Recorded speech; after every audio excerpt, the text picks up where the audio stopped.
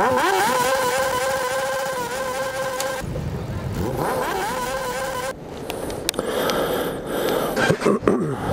عليكم إخوان. Hola, buenas tardes, bonsoir. Alhamdulillah ala kulli hal. J'espère que vous allez passer un très bon week-end Inch'Allah. المهم نعطيكم الظروف الزمكانية كما يقولون في اللغة العربية. المهم باقيين في إيفغي سور سين 38 دقيقة نواحي باريس وما يعرفوا بال 94. نتمنى تكونوا ان شاء الله بخير وعلى خير. هذه مدة صراحة ما سجلتش بهذه الطريقة. هذه مدة ما سجلت بكاميرا في لو كاسك. مؤخرا كنسجل غير في الكاميرا في الكيدون كي وسي دوزيام كام كتكون في السيبور ديال البيكي ديال الموتور. المهم دابا حنا في الكوفغ كلكم في المغرب وصلكم بانه الحمد لله مسيو ماكرو سد علينا مزيان. Mobilisé parce que le succès de ce mois d'avril et de cette stratégie dépend de chacun d'entre nous, de notre esprit de responsabilité. C'est ainsi que nous pourrons rebâtir ce chemin d'espoir, celui qui nous permettra de retrouver progressivement une vie normale.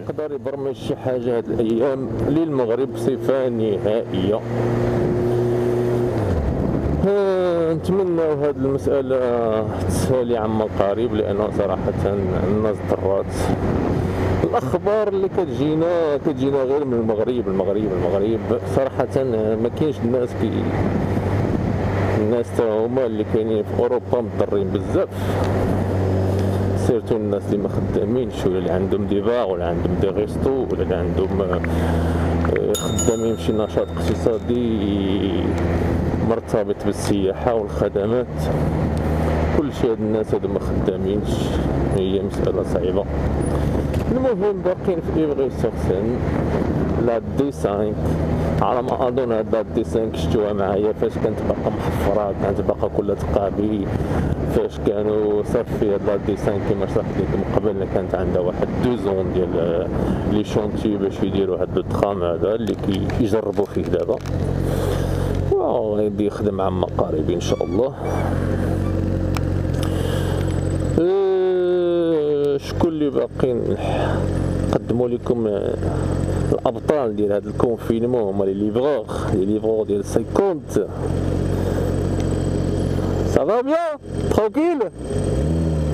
Ça va? Bien? Pas de problème? Pas de contrôle? Ah c'est bien. S'il n'y a pas de contrôle, c'est ça le plus important. Vous travaillez tranquillement? Oui, tranquille. Allez, bon courage alors. هادو هما الدراري صراحة اللي خدامين في هاد المرحلة ديال الكونفينمون. الإقبال عليهم زاد بزاف لأنه تو الموند ليفري شو سوا. On va se faire livrer. Tout le monde va se faire livrer. المهم باقيين في إيفغي كما كنا كنهضروا على المغرب والأوضاع السياسية في المغرب والأوضاع السياسية في فرنسا. كل شيء واقف هاد الساعة. اليوم غادي نسد ثاني الباب ديال باريس. أنا هو الآخر ديما الوحيد اللي كيبقى في الزنقة هو أنا. حنا اللي عندنا الرخصة السنوية، ما عادش عندنا الرخصة ب 24، عندنا الرخصة السنوية. من بدا هاد الكونفينمون في لو 15 مارس 2020 عطاونا ورقة وحدة باقي كندورو بها دابا. الوغ الله يبعد علينا الصلاة. لهذا ما كان انا بالنسبه لي ما كنبدلش بزاف ديك الورقه وحده عندي من 2020 15 مارس. المهم باقي في دي 5. توحشتنا جميع المغاربه اللي كيساندوني عن بعيد وطبيعه الحال الاصدقاء ديالنا الجزائريين اللي تا هما كيساندونا.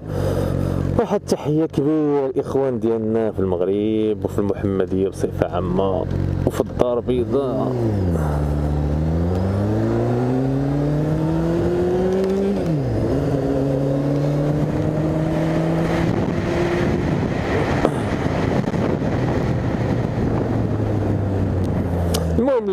اللي ما عندوش اخبار على باريس، الكونفينمون دابا ولا الكوفغ فو ولا حظر التجول ولا الطوك كذا كيما خلاو الصبليونيين كيبدا مع 19 ودابا هي 8 و 44 دقيقة، سيتادير حنا ديجا راه في حظر التجول او لو كوفغ فو. يعني قاع الناس هادو اللي هنايا يقدروا يتعرضوا للتوقيف اونتر بارونتيز باش يديروا دي كونترول. نورمالمون الخطاب الاخير ديال مسيو ماكرون قال بانهم سوف يشددون عملية المراقبة. Les contrôles, les sanctions seront renforcées sur la voie publique pour limiter les rassemblements, parce que c'est là que le danger existe. هاد l'après-midi كندور في 20e و 11e و 12e و 13e الناس مريحين في القهاوي في لي تيغاس. المسألة وحيدة اللي تبدلات، قبل بنادم كان كيريح في لي تيغاس كيكونسومي، دابا مريح الناس مبقاوش عندهم سميتو توابل باش يريحو، ولكن راهم واقفين كيكونسوميو. تمشي لي بور ديال لا سين الناس كيدورو، تمشي لي بلاص. Et pour encadrer la consommation d'alcool. Et pour encadrer la consommation d'alcool. ولكن مسألة جديدة في هذا الكونفينمون ولا في هذا الكوفغ فو ولا في هذه 4 سيمانات اللي زاد ماكرون هو بأنه سد المدارس. Aussi, nous allons fermer durant 3 semaines les crèches, les écoles, les collèges et les lycées. كان داير فينا خير، الدراري كيقراو، دابا الدراري غيريحو ولا ريحو الدراري، قضية شوية صعيبة. المهم يلا خرجنا من الخدمة، قلنا زون 30 حتى واحد ما كيحترم هنايا زون 30 كيما كتشوفو. ديجا انايا راه غادي بواحد 50. ايوا الله يحفظ لو فوغوج دار. السلام عليكم. Oh my god. جميع أنحاء العالم كاين الناس ما كيحترمش قانون السير.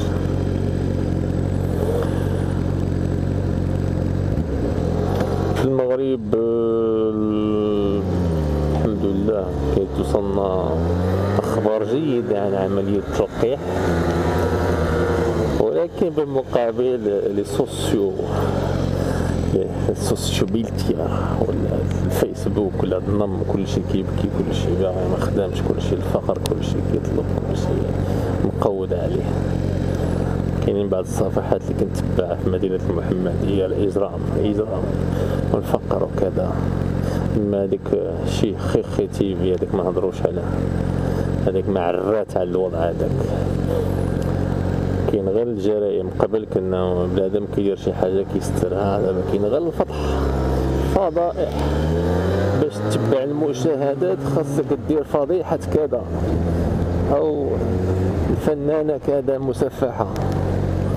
هادو هما الناس اللي دابا خدامين في الفيسبوك وفي اليوتيوب، كاين غير الفضائح. الله يبعدنا وبعد عليكم الفضائح. حنا سايدنا الخدمه ديالنا، غادي نمشيو للدور ديالنا ان شاء الله.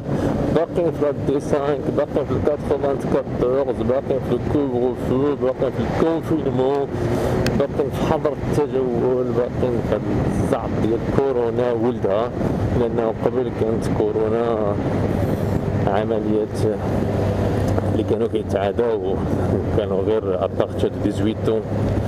دابا حتى الدراري ولاو صلة وصل مع هاد كورونا الصغيرة، حتى الدراري ديال 11 10 15 حتى هما مساكن ولاو كيتصابوا بهاد الزفت هذا. الله يحفظنا ويحفظكم ان شاء الله. نورمالمون هذا خاص يدخل بحاله، ما خاصوش يكون خدام، لانه اللي ديجا بريسك 21 h، ولكن خدام يحضر كدر التجول، ما خاصوش يكون خدام ولكن خدام.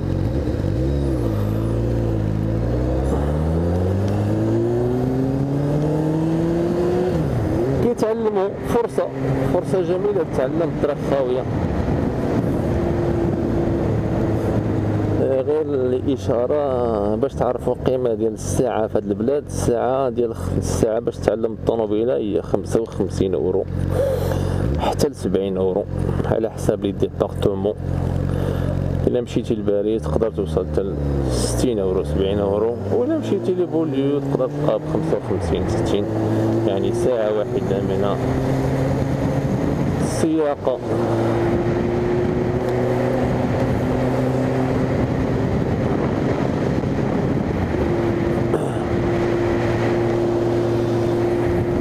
هذا غطور يا بنتي، هذا غطور حنين فسوفوا غادي ديري شي فراكسيون غير من الوجه ديالك.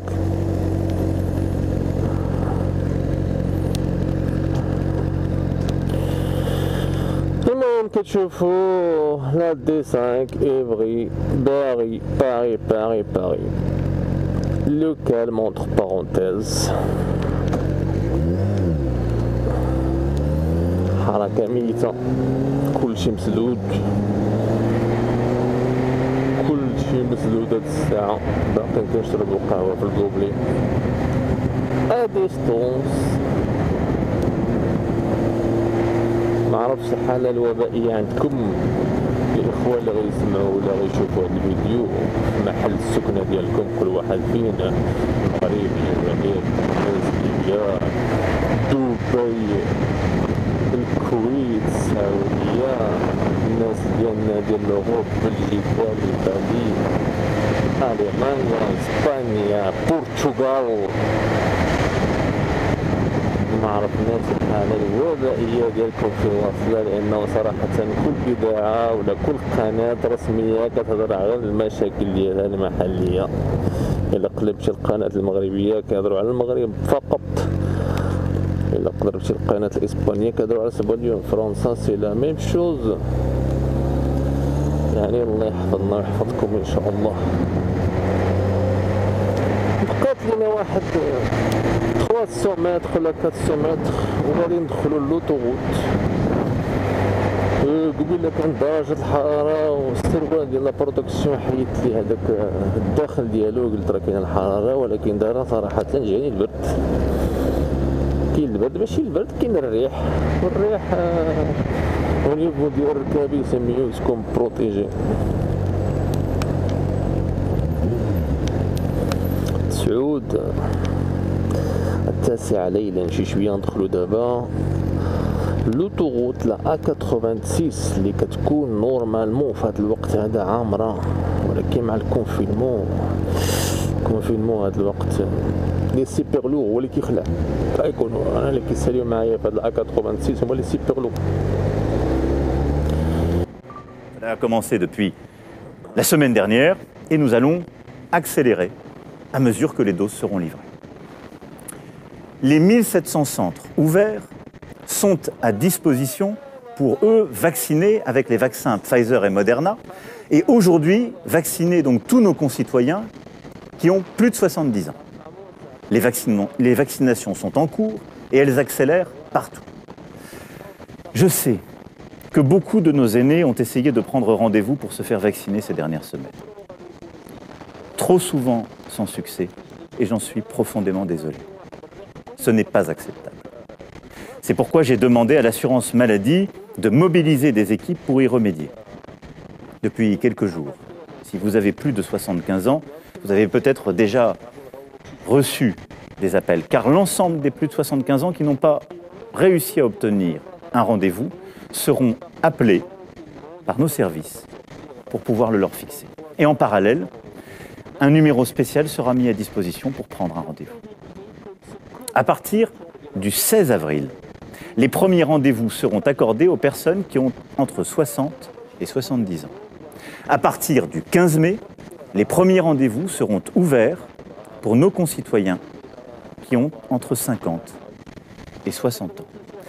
Et à partir de la mi-juin, les rendez-vous seront ouverts à l'ensemble des Françaises et des Français de moins de 50 ans. Une stratégie de vaccination spécifique sera par ailleurs prévue pour toutes les professions les plus exposées, en particulier nos enseignants que j'évoquais tout à l'heure, mais aussi nos forces de l'ordre et plusieurs autres. Nous tiendrons l'objectif que je nous ai fixé, à savoir que d'ici à la fin de l'été, tous les Français de plus de 18 ans qui le souhaitent pourront être vaccinés. Parce que c'est la clé pour renouer avec la vie, la clé pour rouvrir notre pays. Mes chers compatriotes, les efforts d'avril d'une part et le déploiement de la vaccination d'autre part, c'est cette tenaille qui va nous permettre de contenir progressivement ce nouveau virus. Cette tenaille qui va nous permettre, à partir de la mi-mai, de commencer à rouvrir progressivement le pays, à retrouver cette culture qui nous a tant manqué, à retrouver les lieux de rencontre, les commerces, à retrouver cet art de vivre à la française que sont les restaurants, les cafés que nous aimons tant. Je reviendrai vers vous prochainement pour préciser un agenda de réouverture et pour que chacun puisse aussi se projeter avec plus de visibilité dans les mois qui viennent. Dès la mi-mai, nous recommencerons à ouvrir avec des règles strictes certains lieux de culture. Nous autoriserons sous condition l'ouverture de terrasses. Et nous allons bâtir entre la mi-mai et le début de l'été un calendrier de réouverture progressive pour la culture, le sport, le loisir, l'événementiel, nos cafés et restaurants. Mais d'ici là, je sais pouvoir compter sur vous. Mes chers compatriotes, je sais qu'il y a beaucoup de lassitude, de fatigue. Je sais qu'il y a aussi parfois de l'énervement, de l'emportement, et c'est bien normal. Je sais qu'à chaque étape de cette épidémie, nous pourrions nous dire que nous aurions pu faire mieux, que nous avons commis des erreurs. Tout cela est vrai.